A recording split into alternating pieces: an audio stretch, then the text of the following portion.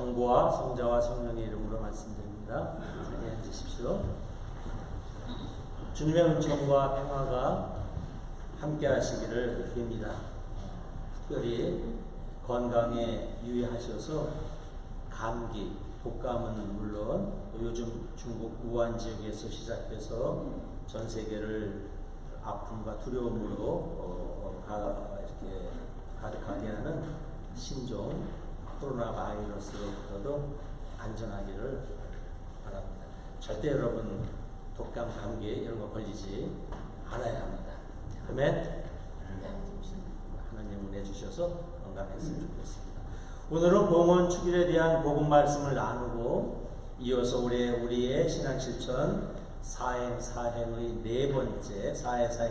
세 번째 주님에 대한 말씀을 나누고자 합니다.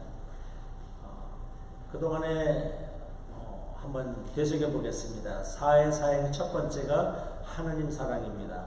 올해 우리가 열심히 하나님 사랑해야 되는데 하나님 사랑의 길이 뭐라 그랬어요? 뭐를 열심히 드리자?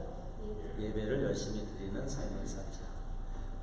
그 다음에 두 번째 주님 사랑, 말씀 사랑의 길입니다.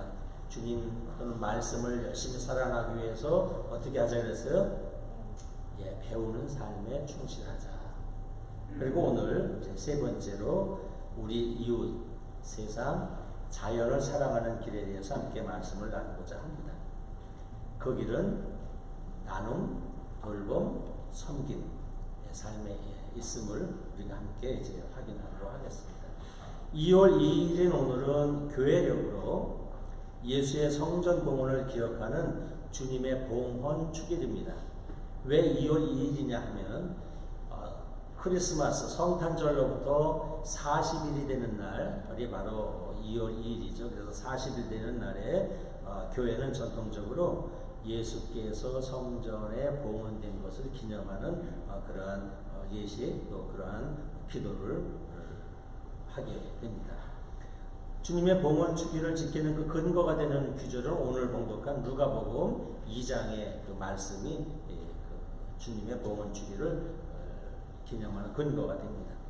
구약 성경을 보면은 오늘 복음서에도 나와 있듯이 아들을 낳으면 특별히 첫 아들을 낳으면 이제 산모는 8일이 되면 아기에게 할례를 줍니다. 유대 구약 율법에 의하면 8일이 되면은 보통 할례를 줍니다. 할례를 줄 때에 이름을 함께 줍니다. 세례 요한도 성경을 보면 누가복음 보면 세례 요한도 8일이 될 때 부모가 요한이라는 이름으로 할례를 주었고 예수님도 8일째 되는 날 할례를 받으시고 부모님이 예수라는 이름을 이제 물려주죠.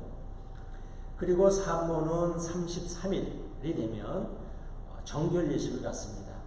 구약 율법에 의하면 아기를 낳느냐고 피를 많이 흘렸다고 보기 때문에 이제 정결 예식을 갖고 나서 공개적으로 사회생활을 할 수 있습니다. 그래서 아들을 낳으면 33일간 만에 정결 예식을 갖고 딸을 낳으면 66일간 66일 동안은 집 밖 출입을 할 수 없습니다. 산모는 아들을 낳으면 33일, 딸을 낳으면 66일 동안 집안에서만 있다가 정결 예식을 하게 되죠. 그리고 첫 아들을 낳으면 짐승들 같은 경우 첫 수컷 짐승을 낳으면 이것은 하느님의 것이라는 말씀에 의해서 첫 아들은 성전에 봉헌을 해야 합니다. 그래서 성전에 데리고 가서 우리 이렇게 첫 아들을 낳았습니다. 하느님의 아들입니다. 이렇게 봉헌을 하고 덜렁 두고 나오는 것은 아니죠. 봉헌하고 이제 아들 대신에 예물을 올리고 이제 아들은 데리고 오죠. 오늘 누가복음의 말씀이 이제 그것입니다. 그래서 율법에 따라서 예수님의 부모님이 성전에 올라가서 정결 예식도 하고 그리고 첫 아들을 하느님께 봉헌하는 예식도 하러 성전에 올라갔습니다. 성전에 갔더니 성령 충만한 나이 많은 예언자 시므온, 백발이 성성한 시므온 예언자가 있었습니다. 시므온 예언자가 아기 예수를 보더니 대뜸 메시아인 것을 알아보죠.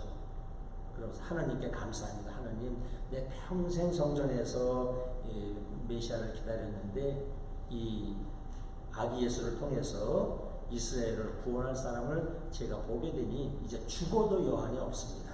이렇게 기도하고 축복하죠.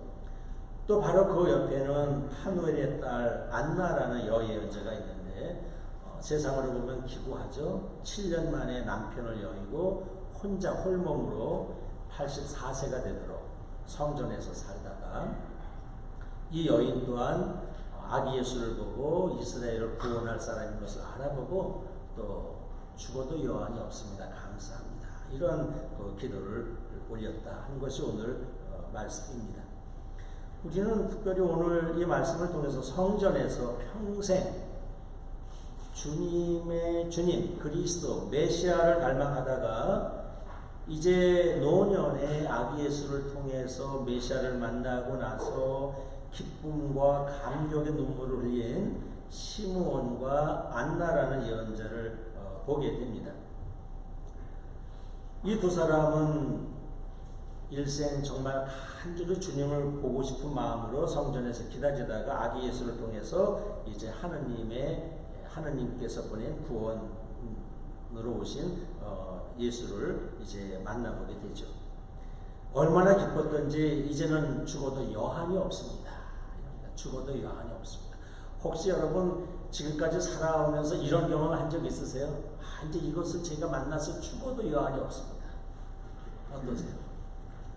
논어를 보면 공자도 이런 경험을 하셨다고 얘기하죠. 어느 날 진리를 깊이 깨닫고 아침에 내가 진리를 깨달으면 저녁에 뭐 해도 좋다? 죽어도 여한이 없다는 겁니다. 진리를 깨닫고 나서 이제 나는 죽어도 여한이 없습니다. 그런 고백이에요. 오늘 시므온과 안나도 아기 예수를 통해서 메시아를 만나고는 이제 죽어도 여한이 없습니다. 이런 경험이 꼭 있기를 주의 이름으로 축원합니다. 정말 이런 경험이 있어야 됩니다. 평생 갈망하던 소원을 이루었습니다. 하느님의 보낸 그 하느님의 사람 메시아를 보겠다고 기다리다가 이것을 이두분이 보았다 하는 것입니다. 주님 안에서 기쁨과 감사가 넘쳤죠. 왜냐하면 그동안 정말 거룩한 갈망을 가지고 기다렸기 때문에 그렇습니다. 여러분 주님 만나기를 또 여러분 기도 제목이 응답되기를 또 주님 안에서 여러 가지 어려운 문제들이 해결되기를 원하십니까? 오늘 시므온과 안나처럼 주님 안에서 정말 간절한 갈망을 지니기를 주의 이름으로 축원합니다. 거룩한 갈망이 있을 때 우리는 이러한 놀라운 은혜의 경험을 할 수가 있습니다. 간절함이란 지성이 가득하고 아주 절실한 마음, 이것을 보통 우리가 간절함 또는 갈망이라고 부릅니다. 우리 신앙생활하는 사람은 이 갈망이 있어야 됩니다. 갈망.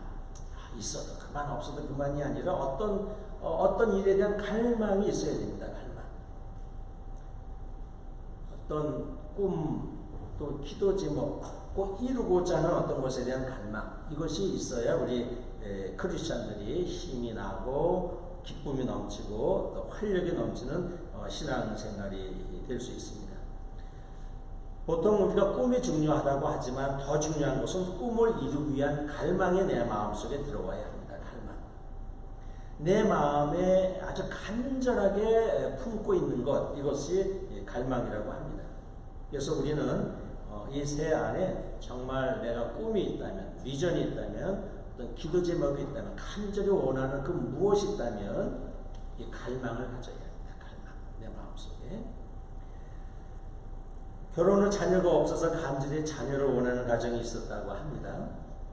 근데 보통 이러면은 며느리도 물론 자녀를 갖고 싶어 하지만 며느리보다 누가 더 안달하고 더 조급해해요? 시어머니가 더 조급해하죠. 그래서 어느 날 시어머니가 어느 교회에서 부흥이 한다는 얘기를 듣고 며느리를 데리고 가죠. 아가야, 오늘 목사님이 축복기도 할 때는 너는 무조건 아멘 해야 돼. 그래야 내가 바라는 것이 이루어질 수 있다. 이렇게 얘기를 하고 며느리를 데리고 갔답니다. 근데 이 초신자의 며느리는 좀 쑥스러워서 목사님이 축복 기도를 하는데 아멘이 안 나오는 거예요. 그냥 이 조급한 시어머니가 자기가 대신 아멘, 아멘, 아멘 이렇게 했다고 합니다.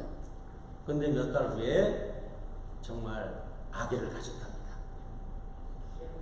시어머니. 얼마나 간절하게 아멘, 아멘, 아멘을 했던지 며느리가 아니고 시어머니가 아기를 가졌다는 그런 이야기가 한국에서 내려오고 있습니다. 여러분, 간절함, 갈망의 소중함을 담은 그러한 이야기입니다. 성공도, 응답도, 행복도 간절함에 있습니다. 간절함. 다시 한번 여러분 마음속에 이 주님을 향한 여러분이 이루고자 하는 여러분의 소원과 기도 제목을 향한 갈망을 이 시간에 채우기를 바랍니다. 시편 130편 6절에 이런 말씀이 있습니다. 밤새 근무하며 새벽을 기다리는 파수꾼보다 내 영혼이 주님을 더 간절히 기다리옵나이다. 시편 130편의 말씀입니다. 여러분 밤새 새벽을 기다리는 철야 근무하면서 새벽을 기다리는 파수꾼 얼마나 새벽에 기다리겠어요? 그 사람보다도 더 간절히 내가 주님을 기다립니다. 이런 마음이 있습니다. 새 파수꾼의 간절함보다 또 시몬과 안나의 이러한 간절함보다 우리가 정말 일상생활 속에서 주님을 만나고 주님으로 안에서 기도의 응답을 받고 꿈과 소원을 이룰 수 있도록 우리 마음 안에 갈망에 가득해야 한다 하는 것이 오늘 시몬과 안나 여인자가 우리에게 보여주고 있습니다. 다시 한번 봉헌 주기를 맞이해서 아기 예수처럼 여러분의 자신을, 여러분의 삶을 올 한 해에 하나님께 봉헌하는 이 시간이 되었으면 좋겠습니다. 주님, 올해에 저의 시간을 하나님께 드립니다. 저의 삶을 하나님께 드립니다.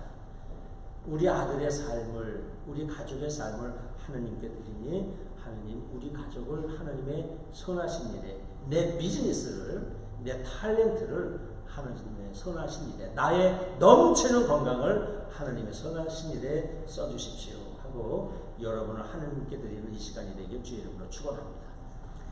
자, 오늘은 사회사행 가운데 세 번째 이웃 세상 자연을 사랑하는 일에 대해서 함께 말씀을 나누고자 합니다. 여러분, 세상을 살다 보면 나 홀로 인생은 없습니다. 나 혼자 잘 돼서 나 혼자 똑똑해서 살아오는 것 같지만 가만히 뒤돌아보면 나 홀로 인생은 없습니다. 우리의 삶은 부모와 가정이 있었기에, 이웃이 있었기에, 세상이 있었기에, 자연이 있었기에 오늘 내가 여기까지 왔습니다. 그래서 많은 사람들은 이야기하기를 이 세상은 큰 그물처럼 그물코로 서로 이어져 있다 이렇게 이야기를 합니다. 신앙은, 종교는 하늘을 지향하지만 이 땅, 곧 세상을 외면하거나 멀리 해서는 안 됩니다. 신앙인은 자신을 넘어서 이웃, 세상, 자연과 무관할 수가 없습니다. 예수님께서도 가장 큰 가르침을 물을 때에 제자들에게 뭐라고 말씀하셨어요? 가장 먼저는 누구를? 하느님을 사랑해야 합니다. 두 번째는 뭐예요? 내 이웃을 내 몸처럼 사랑해야 합니다. 이 두 계명이 율법과 모든 가르침의 핵심입니다. 이렇게 말씀하셨습니다. 구약성경도 마찬가지입니다. 구약성경도 늘 우리의 삶 속에 이웃이 있어야 된다고 말씀합니다. 출애굽기를 보면은 20장에 10계명에 대한 말씀이 있고 바로 뒤에서 22장에 사회적인 약자들과 함께 사는 길에 대해서 말씀합니다. 하느님의 큰 계명을 말씀하시고 그 말씀을 풀어 말씀하시는 가운데 바로 이어서 내 어려운 이웃 또는 환자들, 가난한 사람들, 또 나그네들, 이주 노동자들 뭐 이런 사람들을 네가 잘 돌보면서 살아야 한다라는 말씀을 주셨습니다. 구약도 우리에게 이웃이 있는 삶에 대해서 아주 강조해서 말씀합니다. 몸부쳐 사는 사람들을 구박하거나 학대하거나 외면하지 말라. 요즘 말로 말하면 무슨 짓을 하지 말라는 거예요? 예, 갑질, 이런 말이죠. 갑질하지 말라. 이런 말씀입니다. 오늘 일독서의 말씀도 그러합니다.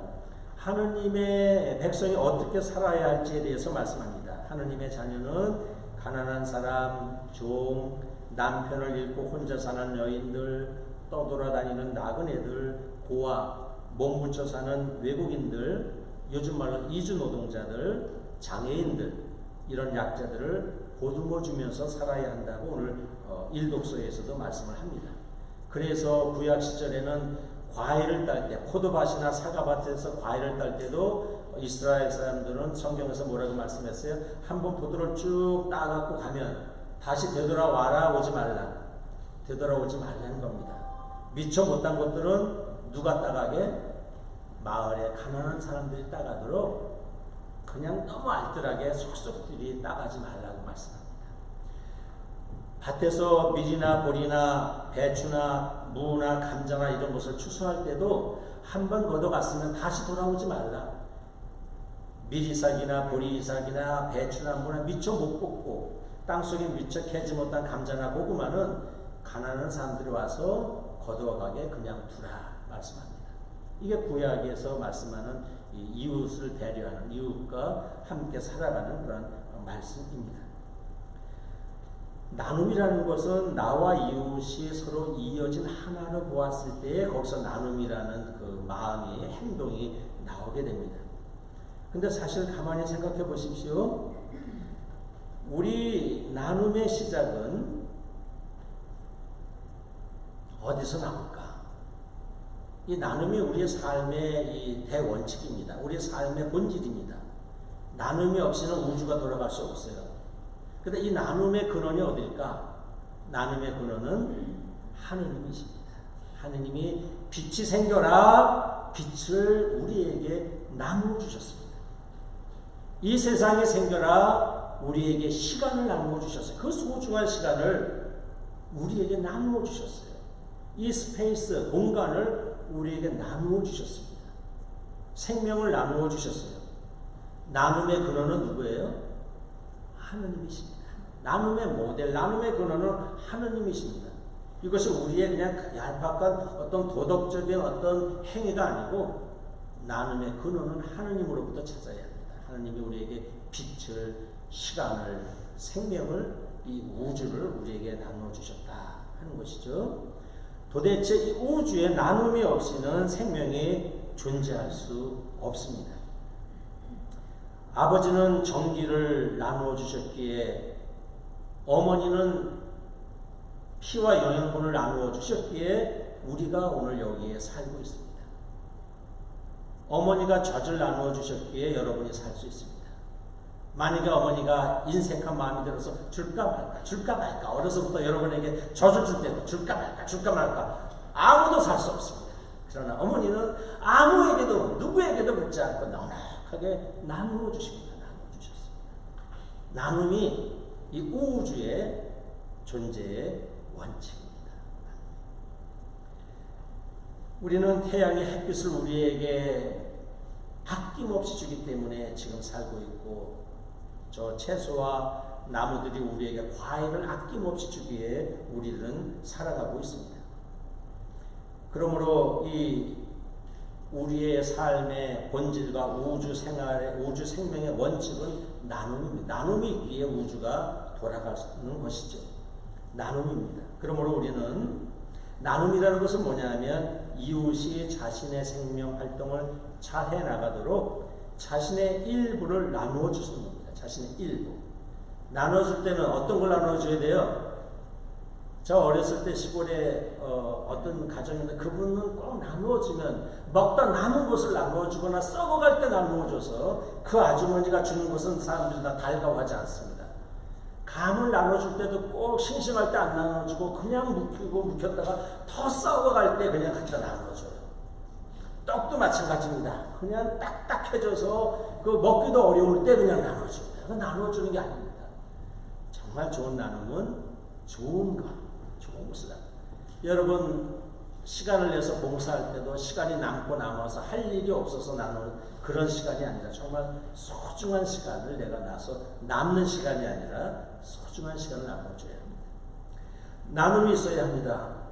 나눔의 근원이 하나님이라면 나눔의 모범을 보여주신 분은 예수님이죠. 예수님은 이 세상에 오셔서 우리에게 가르침을 나눠주셨습니다. 진리를 나눠주셨죠. 깨달음을 나눠주셨습니다. 사랑을 나눠주셨습니다. 십자가를 지시기 전에 제자들을 다 모아서 마지막 성만찬을 하시면서 이것은 내 몸이다, 이것은 내 피다, 당신의 몸을 나눠주셨어요. 그리고 십자가에 달려서 죽으심으로 우리에게 영원한 생명을 거저 나눠주셨습니다. 나눔의 모델은 예수님입니다. 예수님. 그러므로 여러분, 나눔은 해도 그만 안 해도 되는 그만인 그런 어떤 단순한 기부 행위나 보이기 위한 어떤 행위나 어떤 시혜적인 행위가 아닙니다. 거듭 말씀드립니다. 나눔은 우주적인 생명 활동입니다.